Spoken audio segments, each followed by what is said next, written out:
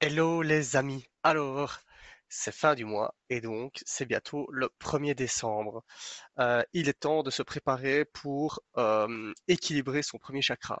Pourquoi c'est important d'équilibrer son premier chakra? Car c'est la base de l'enracinement. C'est par là qu'on va chercher l'énergie physique, l'énergie de la terre. Ça nous permet aussi bien de nous recharger, même si on n'est pas bâtisseur, hein. Donc le premier chakra rouge, c'est la première famille des bâtisseurs. Je crois que c'est la partie yin. Euh, Yin, je crois que c'est le masculin, mais je suis pas 100% sûr de ce que je raconte. Ceux qui s'y connaissent en yin et en yang, dites-nous quoi. Euh, est-ce que le premier chakra rouge est le chakra yin ou yang? Donc, le chakra rouge, il se trouve bah, là en dessous, ok? Là. Vous avez bien, il s'est inversé la caméra. Ça, c'est le logo qui représente le chakra en sanskrit. Donc, il s'appelle Mooladhara en sanskrit. Moola veut dire base et Adhara soutien. C'est tout ce qui est lié, donc, je le disais, à l'enracinement. C'est aussi une prise de terre, comme le rappelait souvent notre formatrice. Je trouvais ça intéressant parce que c'est une prise de terre qui permet d'évacuer le stress, d'évacuer les tensions. Je suis sûr que vous voyez ce que je veux dire. Quand on fait un peu de sport, qu'on se défoule un peu, bah forcément, on soit un peu plus calme, on est un peu plus cool. Donc voilà à quoi sert cette prise de terre, le chakra racine. Le sens de ce chakra, c'est je suis, c'est être soi, c'est prendre sa place dans le monde et, euh, et pouvoir prendre sa place en fait. Ok? Finalement, alors le hasard a fait que j'ai enregistré deux premières vidéos par rapport à ça que je trouvais super chouettes, mais il n'y avait pas de son. Mon casque n'était pas connecté, je sais pas comment ça se fait. Donc il n'y a pas d'hasard. J'ai envie de faire ça de façon beaucoup plus réduite. Donc voilà, si vous avez envie d'avoir plus d'infos sur le premier chakra, comment il est, à quoi il sert et tout ça, bah, revenez-nous dans le groupe. Il y a plein d'infos il y a plein de gens qui ont de l'info par rapport à ça. Mais moi, mon but vraiment ici, c'est de dire, ok, euh, challengeons-nous, équilibrons nos chakras ce mois-ci. Moi, je vais le faire, c'est mis dans ma to-do. Je vais lancer ce rituel-là dès demain, même dès ce soir peut-être, d'ailleurs. Donc voilà, comment équilibrer son premier chakra? Alors, vous verrez que tous les mois, je vais vous donner les mêmes tips. Donc, c'est-à-dire que c'est des mantras à se répéter. Idéalement le matin, ou en tout cas une fois par jour, ça serait bien. Et les phrases du premier chakra, c'est: j'ai le droit d'être ici, dans ce corps et dans cette vie. Je suis exactement où je dois être. Je suis bien ancré et relié au sol. Donc vous comprenez avec ces phrases un peu mieux euh, le sens de ce chakra. D'accord?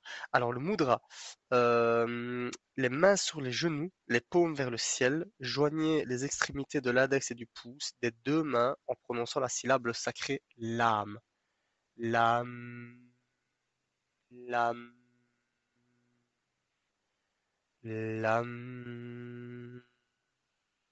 Les huiles essentielles qui le stimulent, c'est le cèdre en renforçant les nerfs, la myrrhe qui rajeunit et régénère l'existence de la force de vie, le patchouli qui protège et renforce, le vétiver qui soigne la tension et les peurs enracinées, le clou de girofle qui stimule le corps et le mental, et le titria qui renforce et protège. Les pierres d'accompagnement, c'est le jaspe rouge, la tourmaline noire et le grenat almandin. C'est souvent des pierres noires ou rouge rubis très noires. Très rouge aussi. Les activités qui aident: marcher pieds nus, se faire masser les pieds, faire des choses de l'élémentaire, jouer dans la terre, marcher à pieds nus dans la terre, dans l'herbe, c'est excellent.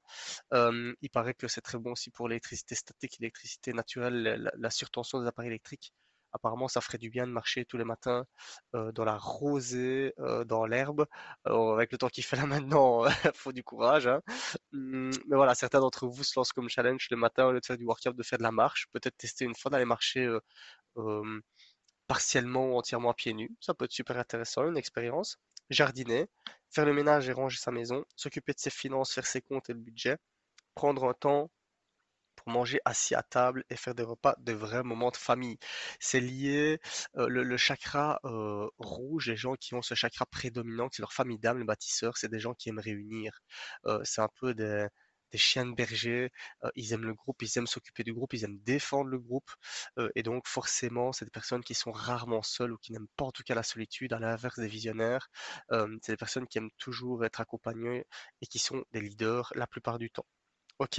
Et donc voilà, vous pouvez faire, ça. Ah oui, super intéressant, les huiles essentielles, vous les mettez dans le creux des pieds. C'est l'idéal pour développer ce chakra.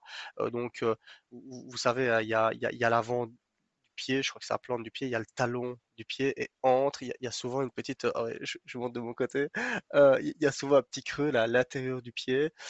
C'est là que vous mettez, l'huile essentielle, 1 ou 2 gouttes, pas plus. Vous allez voir que si c'est pas votre chakra prédominant ou pas, vous le verrez tout de suite. Les huiles essentielles aident à définir votre chakra aussi et votre famille d'âme. Ça peut être un chouette truc. Si les huiles essentielles vous répugnent vraiment, ça tend à dire que ce chakra n'est pas forcément le vôtre, mais ça va même plus loin que ça tend à dire que votre chakra n'est pas développé, pas suffisamment. Ou si vous le sentez trop fort, il est trop. Ça, c'est assez intéressant. Ça peut être un check à faire après. C'est 7 mois d'habitude, de ressentir les huiles essentielles de temps en temps et se dire, ah tiens, ça je le sens pas, ça je le sens bien, ça je le sens fort. Quand on le sent pas, c'est que le chakra est fermé en règle générale. Et quand on n'aime pas, en général, c'est que c'est pas notre chakra prédominant. Donc voilà, encore un petit truc et astuce pour ceux qui ne connaissent pas encore leur famille d'âme, ça peut être très utile, c'est très simple. Les huiles essentielles, j'allais dire, ça coûte pas très cher, mais il y en a qui coûtent cher. Mais bon, c'est toujours la même chose. Pour le flacon que ça peut être cher, ça va de 10 à 100 euros le flacon, mais rassurez-vous, dans les huiles essentielles ici que je vous conseille, on n'aura jamais aucune. Moi, j'ai jamais acheté une huile essentielle à plus de 30 euros le flacon, je crois. Mais on est parti pour des années avec ça. On termine seulement notre eucalyptus, nous, pour un autre truc, et je crois qu'on l'a depuis genre 3 ans. Donc voilà. Après, j'utilise pas de l'huile essentielle tous les jours. Mais voilà. Voilà, les amis, je m'arrête là. Je m'étais promis de faire un truc court finalement. Donc moi, je me lance là-dedans. Je vous le conseille. S'enraciner, c'est génial. Ça fait du bien. Sur le moment même, on fait pas trop attention. Là, les petits trucs que je vous ai donnés, ça prend, je vous jure, 7 minutes à tout péter. Moi, je le faisais en moins de 10 minutes le matin, même pas. Ça va super vite. On fait pas trop attention au truc. On dit 3 phrases. Vous faites votre lame pendant 2-3 minutes. Et voilà, quelques pierres dans votre poche la journée, ça peut vraiment aider. Et alors, ça peut aider pour des situations un peu compliquées, hein. Moi, j'ai un truc qui me stresse un petit peu là pour fin de semaine, un rendez-vous qui me stresse un petit peu avec un mec, à mon avis, qui est bâtisseur, qui me fait un peu peur au fond, je crois. Bah voilà, je vais lancer ce processus-là et je pense que je serai plus enraciné, donc plus en mode rock. On compare souvent les bâtisseurs rouges aux chênes. C'est là, c'est éternel, c'est constant, on sait qu'on peut s'appuyer dessus, aucun souci. Autre petit truc super intéressant pour le chakra rouge, mettez le nom de votre ascendant du même sexe dans vos chaussures. Je suis un mâle, je vais mettre le nom et le prénom de mon père dans mes chaussures tous les jours pendant 1 mois. Ça rappelle le lien à la famille. En fait, le chakra rouge, c'est les racines. Les racines, c'est les racines de l'arbre. L'arbre, c'est notre arbre généalogique. C'est l'arbre de la famille. C'est très important. C'est le lien aussi avec nos ancêtres et nos ascendants. Et donc, ma femme, elle, par exemple, bah, Marie, elle a mis, quand elle avait fait avec moi, le nom de sa maman, nom et prénom de sa maman dans les chaussures. Donc voilà, ça peut être intéressant. Moi, je les avais collés avec du scotch, enfin du papier collant, dans le fond de mes chaussures et je vais me balader avec ça et ça crée du lien. C'est vraiment chouette. Donc voilà, les amis, j'espère que ces infos vous seront pratiques, qu'elles seront assez condensées et que je me suis pas trop dispersé. Je vois que le timer tourne là. Finalement, j'ai fait moins bon que ce que j'aurais voulu. Mais voilà, j'espère que ces petits trucs-là vous feront du bien, vous feront plaisir. Et bah, donner des feedbacks hein, après quelques semaines, ça peut être sympa. Bisous les loulous!